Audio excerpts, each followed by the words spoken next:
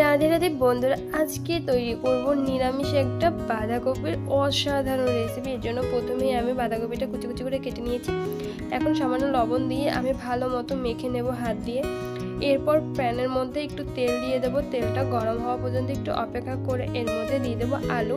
এই আলুটা আমি ছোট ছোট করে কেটে নিয়েছি। এখন লবণ আর হলুদ দিয়ে আমি আলুকে খুব ভালোভাবে লাল লাল করে ভেজে নেব।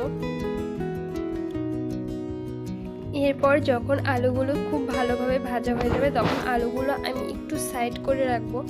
আর যখন তেলটা একটা সাইডে গিয়ে জমা হবে ওই তেলের ওখানে আমি কিছুটা জিরের গুঁড়ো আর সামান্য একটু ধনে গুঁড়ো দিয়ে দেবো। দিয়ে তেলের সাথে মিশিয়ে একটু ভেজে নেব। যখন ভাজা হয়ে যাবে তখন যে আলুটা আছে আলুটার সাথে মিশিয়ে নেব। এরপরে যে বাঁধাকপিটা আমি আগেই লবণ দিয়ে মাখিয়ে রেখেছিলাম ওই বাঁধাকপিটা দিয়ে দেব। দিয়ে খুব ভালো মতো মিশিয়ে নেব। আর মিশিয়ে নেওয়া হয়ে গেলে আমি কিছু মরিচ কুচি দিয়ে দেব। দিয়ে আবার ভালো মতো মিশিয়ে আমি একটা ঢাকনা দিয়ে রেখে দেব। 5 মিনিট পরে আমি ঢাকনাটা তুলব। আর হ্যাঁ, একটু খেয়াল রাখবেন যে 5 মিনিটের মধ্যে যেন আবার নিচ থেকে লেগে পুড়ে না যায়।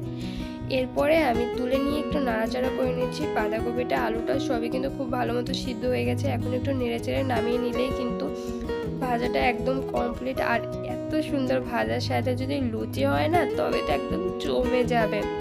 আমার ভিডিওগুলো যদি আপনাদের ভালো লাগে তবে আমার চ্যানেলকে সাবস্ক্রাইব করবেন, লাইক কমেন্ট করে পাশে থাকবেন। আর শেষ পর্যন্ত দেখার জন্য